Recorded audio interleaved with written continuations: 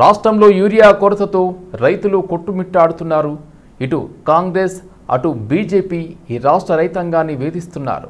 20 రోజుల కిందట మేము హెచ్చరించిన కేంద్ర ప్రభుత్వం స్పందించలేదన్నారు.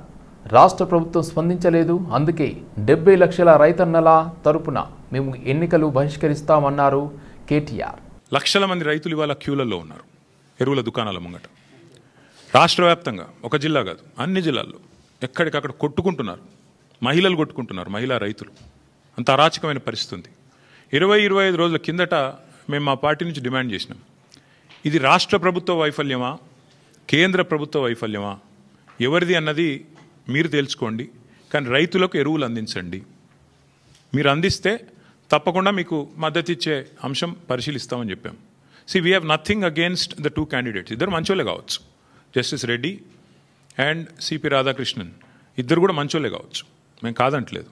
కానీ ఇవాళ వాళ్ళు ఇద్దరు అభ్యర్థులు కూడా 2 వ్యవస్థలకు ప్రతినిధులు. అటు ఎన్డీఏ ఇటు ఇండియా, ఈ 2 కూటమిలకి వారు ప్రతినిధులు. వారు వ్యక్తులుగా కాదు నించున్నది, ఇండిపెండెంట్గా నించోలేదు. ఒకరు కాంగ్రెస్ తరపున, ఒకరు బీజేపీ తరపున నించున్నారు. ఇటు కాంగ్రెసు అటు బీజేపీ ఇద్దరూ కూడా ఈ రాష్ట్ర రైతులను వేధిస్తున్నారు, సతాయిస్తున్నారు, చావగొడుతున్నారు. వాళ్ళు ముష్టి యుద్ధాలకు తిరిగే ఒక అరాచక పరిస్థితి తెచ్చిపెట్టినారు. 20-25 రోజుల కింద మేము హెచ్చరించినా, అప్రమత్తం చేసినా ఇంతవరకు కేంద్ర ప్రభుత్వం స్పందించలేదు, రాష్ట్ర ప్రభుత్వం స్పందించలేదు. అందుకే 70 లక్షల మంది తెలంగాణ రైతన్నల తరపున మేము నిర్ణయం తీసుకున్నాం. నిజానికి నోటా ఉంటే ఎన్నికలు బహిష్కరించడం మంచిది కాదు, ప్రజాస్వామ్య ప్రక్రియలో పాల్గొనాలి. నోటా అనే బటన్ ఉంటే అందులో నోటా కొత్తటోళ్ళం. కానీ నోటా లేదు. అటో ఇటో ఏదో రెండిట్లో ఏదో ఒకటి చేయాల్సిన పరిస్థితి ఉంది. అందుకే ఈ ఎన్నికలు మేము వీఆర్ అబ్స్టైనింగ్. మా రాజ్యసభ ఫ్లోర్ లీడర్ సురేష్ రెడ్డి గారిని, అదేవిధంగా అందుబాటులో ఉన్న రాజ్యసభ సభ్యుల్ని పెద్దలు కేసీఆర్ గారు లంచ్కి పిలిచారు. మీటింగ్ కూడా అయింది, చర్చ కూడా జరిగింది ఏం చేద్దామని. చర్చించిన తర్వాతనే, అందుబాటులో ఉన్న ముఖ్యులతో కూడా చర్చించిన తర్వాతనే నిర్ణయం తీసుకున్నారు.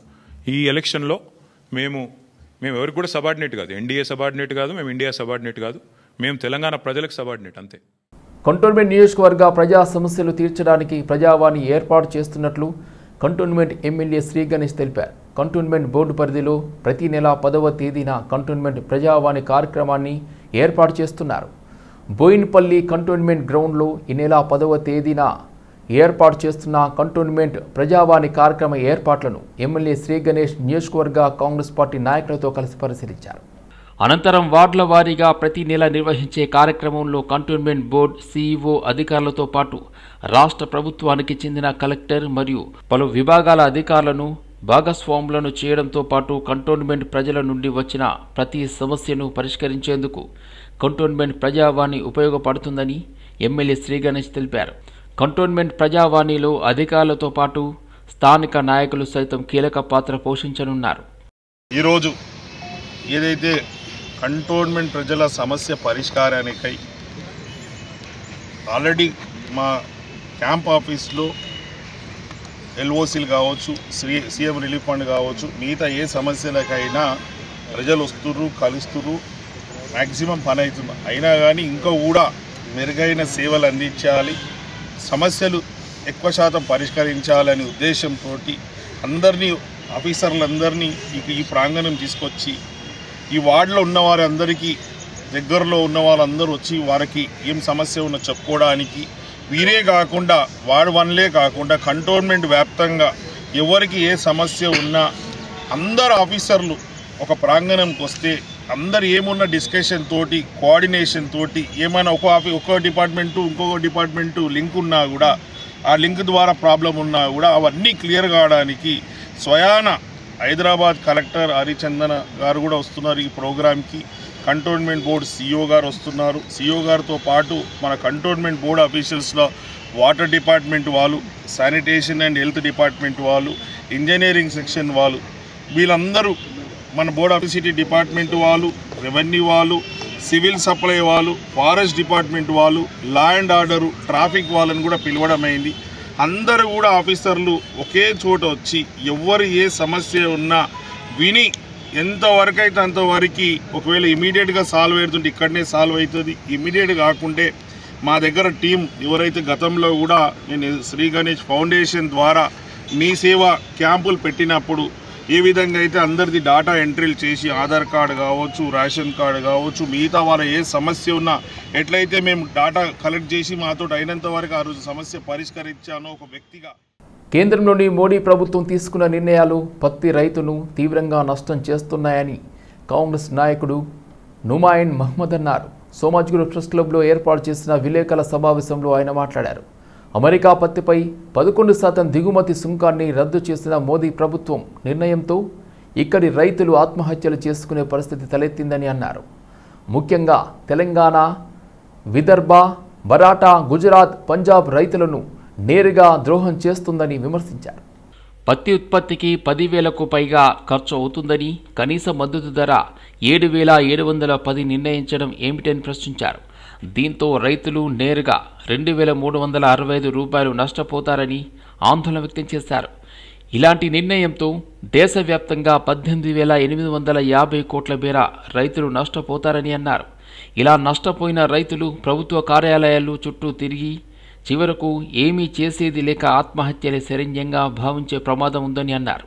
ప్రభుత్వం వెంటనే ఈ నిర్ణయాన్ని వెనక్కి తీసుకుని రైతులను కాపాడాలని డిమాండ్ చేశారు. ఇందుకోసం విదేశీ పత్తిపై 11% దిగుబడి సుంకాన్ని పునరుద్ధరించాలని, కనీస మద్దతు ధరను పెంచాలని, బలహీన ప్రాంతాల్లో రైతులకు రుణమాఫీ చేయడంతో పాటు రక్షణ ప్యాకేజీలు ఇవ్వాలని డిమాండ్ చేశారు.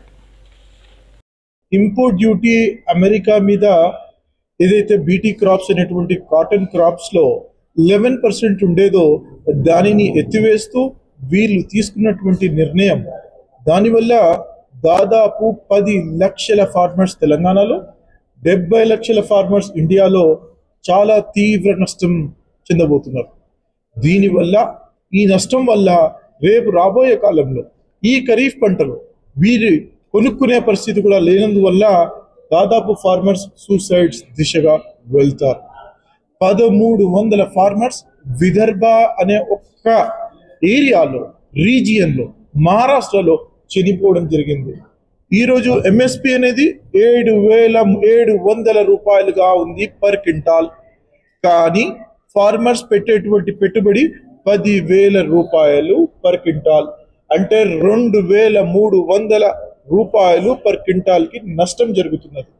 సంయుక్త భారత్ మోర్చా అనే ఒక ఆర్గనైజేషన్, ఎవరైతే యోగేందర్ యాదవ్ గారు ఉన్నారో వారు ఒక టీమ్ అనాలిసిస్ చేసి ఈ యొక్క నిర్ణయం వల్ల దాదాపు 18,750 కోట్ల లాస్ భారతదేశానికి జరగబోతుంది అని చెప్పేసి క్లియర్గా కేటగారికల్గా తెలియజేయడం జరిగింది.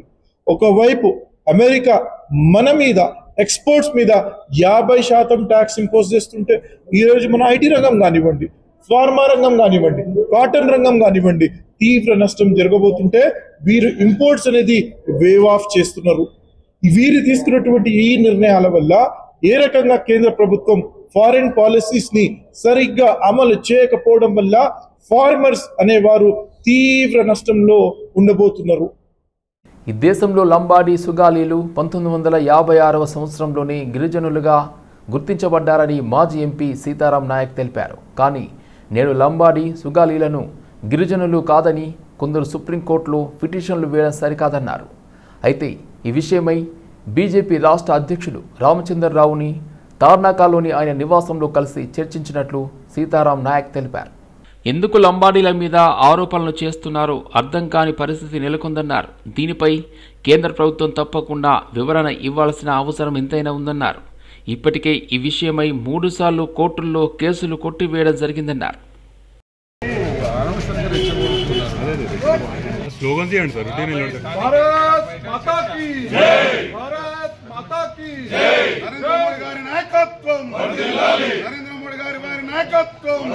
నువ్వు కోర్టులో కేసు వేయడం ఎంతవరకు సబబని అడుగుతున్నాను నేను రేవంత్ రెడ్డి గారిని. మీరేదో మా వాళ్ళు వస్తే మీకేం కాదు, మాకు తెలియదా? మాకు ఏమవుతుందో మాకు తెలుసు. సమస్య వచ్చినప్పుడు పరిష్కరించండి సార్, వాళ్ళిద్దరిని కూర్చోబెట్టండి. ఇప్పుడు మళ్ళీ ఏమైనా కావాలని చూస్తున్నారా? దీని వెనుక మీ చెయ్యే ఉన్నది అంటున్నారు కదా, అది కాదని నిరూపణ చేసుకోవడానికి ఈ గిరిజనులు చట్టబద్ధంగా వచ్చిరా లేదా తెలపవలసినటువంటి బాధ్యత ఇక్కడ ఈ ప్రభుత్వాన్ని ఉంది. వీళ్ళు ఏమైనా అనుమానంగా మాట్లాడితే కేంద్ర ప్రభుత్వం కూడా చెప్పవలసిన బాధ్యత ఉంది. అందుకోసం మిత్రులారా, అన్యాయంగా మా జాతిని బాగా ఫెరోషియస్గా ఉన్నారు యువత, వాళ్ళకి రిక్వెస్ట్ చేస్తున్నా, మీరు ఎలాంటి అలజడి చేయవద్దు. ఎటువంటి దానికి మమ్మల్ని కూడా ఏమన్నా కూడా మీరు ఏం స్పందించు, శాంతియుతంగా మీ హక్కుల కొరకు మనం అడగవచ్చు, పోరాడవచ్చు, కానీ ఎవరి జోలికి పోవద్దని వాళ్ళకి మనవి చేస్తూ, ఇప్పటికున్న రాష్ట్ర ప్రభుత్వం వెంటనే సుప్రీంకోర్టులో ఏదైతే వేశారో ఎల్లుండి మేము వెళ్తున్నాం. మేము కూడా అక్కడ కేంద్ర ప్రభుత్వం కూడా అడుగుతాం. కేవలం మా అప్పీల్ ఏందో, మాకున్న రైట్స్ ఏదో చెప్పుకోవడానికి. చివరికి 300 ఆర్టికల్ 42 ఏం చెప్తుందో చూడండి. ఎవరికి లేని లక్షణాలు ఈ జాతికి ఉంది. మేము వేసుకునే బట్టలు ఈ దేశ ప్రపంచంలో ఎవరు వేసుకోరు. మేము మాట్లాడే భాష కూడా ఎవరు నేర్చుకోరు. మా ఒంటరితనంగా తండాల పేరుతో ఉండేది ఇవన్నీ 342లో ఉన్నాయి కదా. ఇంకేం కావాలి మీ దాఖలాలు? ఇక్కడికి కూడా ఈ రాజకీయ ఎత్తుగడలను మాని కలిసి ఉందాం, మనందరి ఎదుగుదల కొరకు పోరాడాలని తెలియజేస్తూ ముగిస్తాం. ఒకవేళ వాళ్ళ ఫలాలు మేమే తింటున్నట్టు, మా శాతం అంతా 7% ఒకటే భాష లంబాడీలు కదా. వాళ్ళ శాతం ఎంత? 3%. 3% ఎన్ని కులాలు ఉన్నాయి? 31 కులాలు ఉన్నాయి. వాళ్ళ కోపం వస్తుంది. మీరు 7 ఎమ్మెల్యేలు ఎట్లున్నారు? మీరు 7 ఎమ్మెల్యేలు ఉన్నారు, ఒక ఎంపీ ఉన్నారు. మేము అట్లా లేము కదా. మరి లేనప్పుడు మీరు ఎట్లా తినిపోయింది అంటున్నారు? ఇప్పుడు ఐఏఎస్ ఐపీఎస్ కండక్ట్ చేస్తారండి తెలంగాణలో? చేసేది యూపీఎస్. అక్కడ పోరాడి మనం సాధించుకోవాలి. తెచ్చుకునే వాళ్ళని కూడా మీరు ఇట్లా మాట్లాడితే మేము ఏం చేయాలి? ఏం తినిపోయినట్టు చెప్పండి. మాజీ మంత్రి బీఆర్ఎస్ మేడ్చల్ నియోజకవర్గ ఎమ్మెల్యే చామకూర మల్లారెడ్డి రేపు జన్మదినం సందర్భంగా తిరుమల శ్రీ వెంకటేశ్వర స్వామి దర్శనానికి ఈరోజు బయలుదేరారు. రేణిగుంట ఎయిర్పోర్ట్కు చేరుకున్న ఆయనకు ఘన స్వాగతం లభించింది. అనంతరం అలిపిరి మొదటి మెట్టు వద్ద శ్రీవారికి పూజలు చేసి నడకదారిన కొండ ఎక్కడం ప్రారంభించారు. ఆయనతో పాటు మల్లారెడ్డి అభిమానులు కూడా పాల్గొన్నారు. సుమారు 71 ఏళ్ల వయసులో కూడా ఎంతో హుషారుగా, ఉత్సాహంగా శ్రీవారి దర్శనానికి నడకదారిలో వెళ్లడంపై పలువురు ఆశ్చర్యం వ్యక్తం చేస్తున్నారు.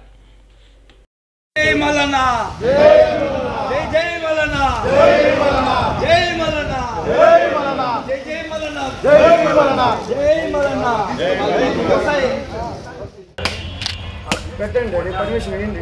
పెట్టండి డబ్బులు మీరు ఈ గుండెవన్నీ ఎత్తుకొని పోయారు. పెట్టండి.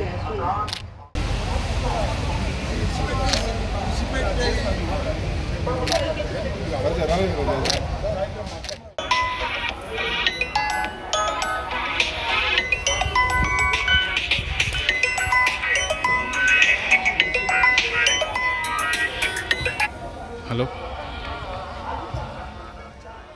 విద్యా commission chairman Akunuri Murali commission సభ్యులతో కలిసి ప్రభుత్వ జూనియర్ మరియు డిగ్రీ కళాశాలను పరిశీలించారు. వికారాబాద్ డిగ్రీ కళాశాలను సందర్శించి కళాశాల ఆవరణలో ప్రిన్సిపల్, అధ్యాపకులతో సమీక్ష జరిపారు. గ్రామీణ ప్రాంతాల్లో విద్యార్థుల సంఖ్య క్రమంగా తగ్గిపోతుందని, దీనికి ప్రధాన కారణం మౌలిక సదుపాయాల లోపమేనని గుర్తించారు. జూనియర్ కళాశాలలు, డిగ్రీ కళాశాలల్లో భవనాల కొరత, అవసరమైన సదుపాయాల లేమి కారణంగా విద్యార్థులు ఇబ్బందులు పడుతున్నారని తెలిపారు. వెంకటేష్ గారు ఈరోజు వికారాబాద్కి రావడం జరిగింది. వికారాబాద్లో various educational institutions, degree college, government degree college, government junior college, DIET, అట్లాగే గవర్నమెంట్ బీసీ రెసిడెన్షియల్ కాలేజు, ఇవన్నీ కూడా విజిట్ చేసి అర్థం చేసుకోవడానికి రావడం జరిగింది ఇక్కడ. సో తెలంగాణ ఎడ్యుకేషన్ కమిషన్ ఒక కాంప్రిహెన్సివ్ రిపోర్టు ఎడ్యుకేషన్ పాలసీకి సంబంధించి తయారు చేస్తున్నాము. సో దాంట్లో భాగంగా అంటే ప్రాక్టికల్గా ఫీల్డ్లో ఏం జరుగుతుంది యాక్చువల్గా, సో ఎలాంటి వంశన్స్ ఉన్నవి, ఎలాంటి ప్రాబ్లమ్స్ ఉన్నవి, సో ఎట్లా మనకి వాళ్ళకి కండక్ట్ చేస్తున్నారు, ఇవన్నీ కూడా తెలుసుకోవడానికి రావడం జరిగింది ఇక్కడ.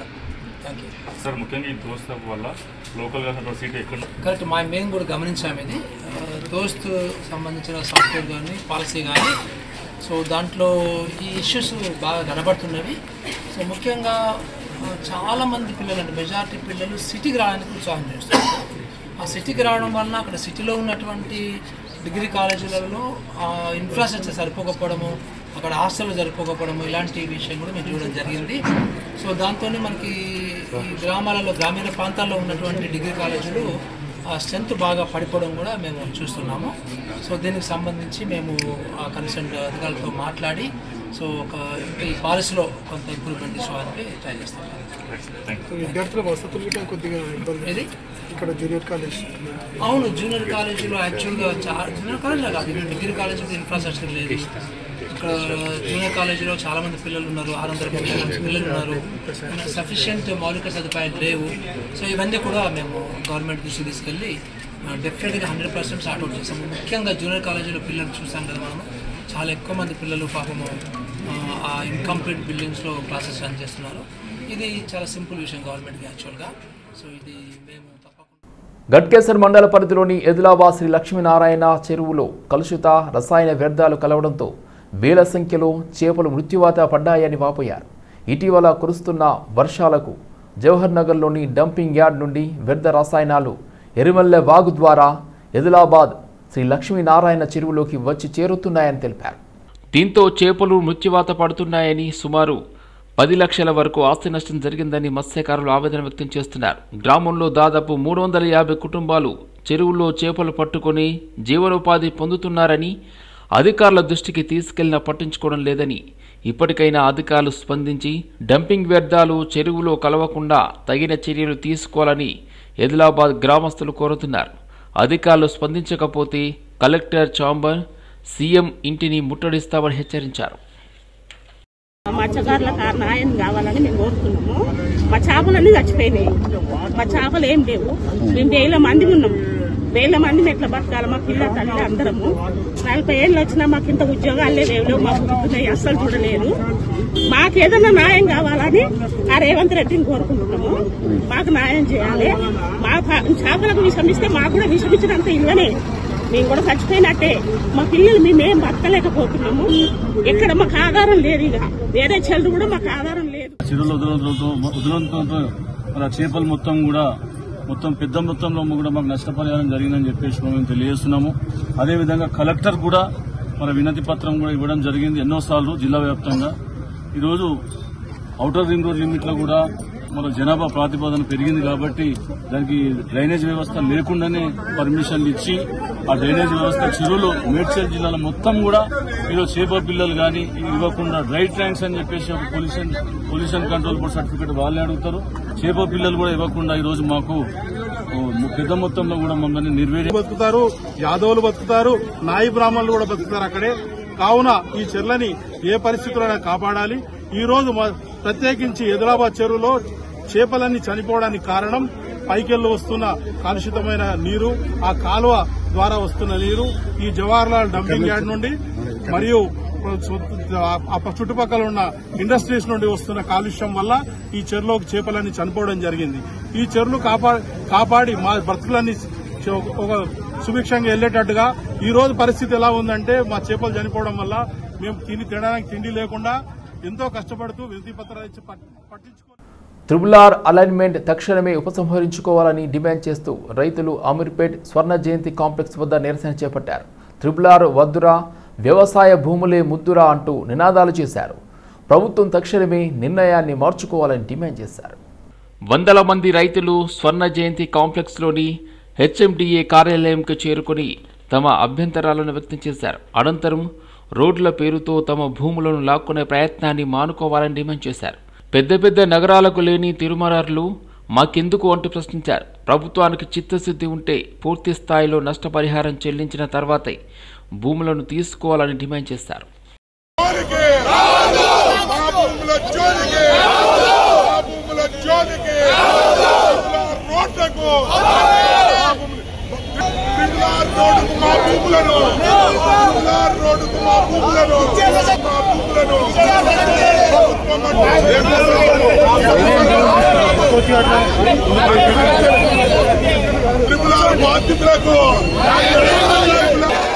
ఇలా చౌటుప్పల్, గజ్వేల్, భువనగిరి, రాగేరు అలాగే పోతే పట్టణ ప్రాంతాలని విస్తరించుకుంటూ హెచ్ఎండి పరిధిలోని భూములు యాక్వై చేసుకుంటూ గజానికి ఇలా వాస్తవికంగా ప్లాట్ ఉంటే 4,500 రూపాయలు లేక హెచ్ఎండి పరిధిలో ఉన్నటువంటి భూములకి 8,000 ఇస్తామని అంటారు.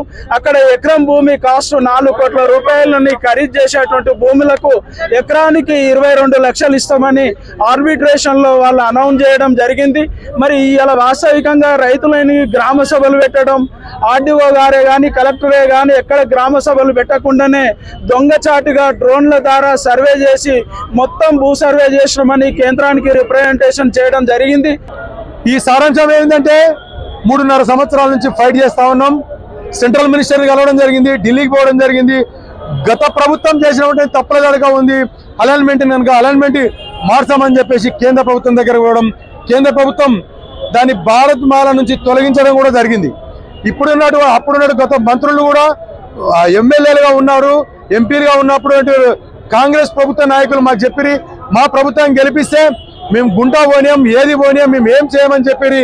కనుక వారు కూడా మాట మార్చిరి. ప్రియాంక గాంధీతో మాట్లాడి చెప్పిరి రీజనల్ రింగ్ రోడ్డుని ఎత్తేయమని చెప్తున్నాం. ఇప్పుడు కూడా మీరు ఖచ్చితంగా RRR భూమి తీసుకుంటా అంటే బహిరంగ మార్కెట్ రేట్ ఇవ్వమంటున్నాం. ఏదైతే జిల్లాలో ఏ రైతుకైతే ఎంత పోతుందో అంత భూమి వెసులుబాటు చేయమని చెప్పేసి గవర్నమెంట్ డిమాండ్ చేస్తున్నాం. కాదు కక్కచమని అడిగి ముందుకు వస్తే శాసనసభ్యులని కానీ, శాసన మండలి సభ్యులు కానీ, మంత్రులను కానీ, ముఖ్యమంత్రిని కానీ రోడ్ల మీద తిరగమని చెప్పి డిమాండ్ చేస్తా ఉన్నాం.